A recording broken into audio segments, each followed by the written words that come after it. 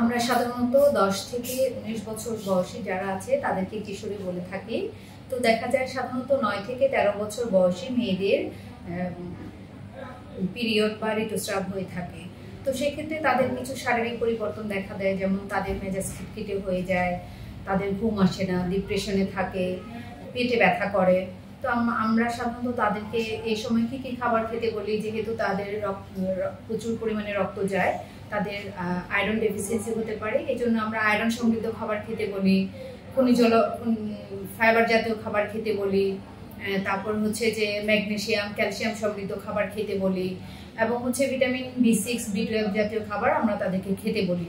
আর কিছু কিছু খাবার আমরা তাদেরকে অ্যাভয়েড করতে বলি, যেমন অতিরিক্ত ভাজা পোড়া, বেশি তেল দিয়ে বানানো খাবার, তারপর হচ্ছে যে অতিরিক্ত লবণাক্ত খাবার, এবং কিছু কিছু যে বাইরে যে দোকানের জুসগুলো পাওয়া যায় সেই খাবারগুলো আমরা তাদেরকে অ্যাভয়েড করতে বলি।